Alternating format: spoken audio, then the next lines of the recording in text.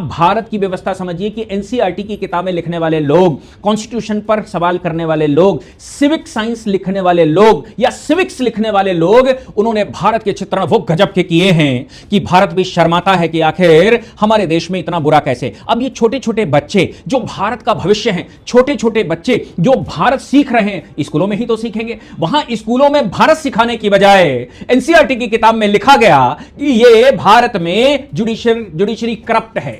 भारत में लिखा, उसमें किताब में लिखा, 8वीं क्लास के बच्चों के साथ लिखा गया कि जुडिशरी करप्ट है। 8वीं क्लास के लिए लिखा गया कि वो ये बैकलॉग एक बड़ी प्रॉब्लम है, ये दिखाने। और जजेस का करप्शन, कितने जजेस, कौन कौन से जजेस करप्शन में पाए गए, किनको किनको करप्शन में केसेस हुए, ये सब कुछ लिखा।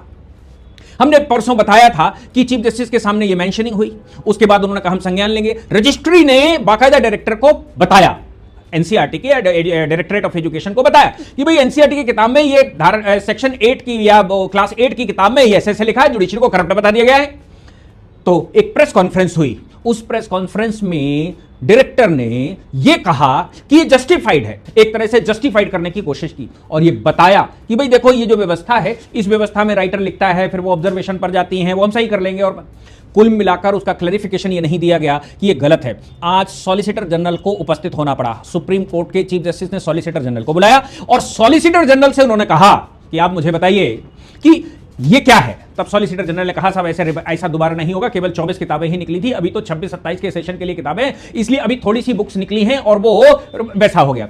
और फिर सुप्रीम कोर्ट ने कहा एनसीईआरटी को कृपया ये बताइए इसके पीछे कौन, इसे किसने लिखा, अप्रूवल किसने दिया, किसने इसको पब्लिश किया, इन सब के नाम हमको चाहिए, इन सब से सवाल यहां करने, इन सबको अदालत में पेश करवाइए। एनसीईआरटी के डायरेक्टर को कहा कि ये कंटेम्प्ट ऑफ कोर्ट माना जाएगा। पहली बात यह है जितनी कॉपियां आज तक बनी हैं, जितनी वो पब्लिश हुई हैं, सबको वापस बुलाइए, चाहे वो बेच दी गई हो, नहीं बेच दी गई हो, अभी स्टॉक रूम में पड़ी हो, डिस्ट्रीब्यूटर के पास पड़ी हो, किसी बुक सेलर के पास पड़ी हो, जहां कहीं भी ये किताबें हैं जिनमें ये लिखा गया है, हम इस किताब को अनकंडीशनल बैन करते हैं और हम ये आदेश देते हैं कि अगर इसमें किसी प्रकार का भी कोई छेड़छाड़ हुआ, इसमें किसी प्रकार से भी कुछ अंदर बाहर हुआ, इसमें कुछ करने की कोशिश की गई, इसको पब्लिश करने की कोशिश की गई, इसको कुछ लिखने की कोशिश की गई, तो कंटेम्प्ट ऑफ कोर्ट माना जाएगा। मैं समझता हूं कोर्ट की इसलिए सुलगी क्योंकि कोर्ट का नाम ले लिया गया, क्योंकि कोर्ट को करप्ट बता दिया गया, क्योंकि कोर्ट के करप्शन बता दिए गए। और अभी चीफ जस्टिस ने यह बात कही, उन्होंने कहा जो आज तक ऐसा दिखाया जा रहा है कि कोर्ट कोई एक्शन ही नहीं लेता।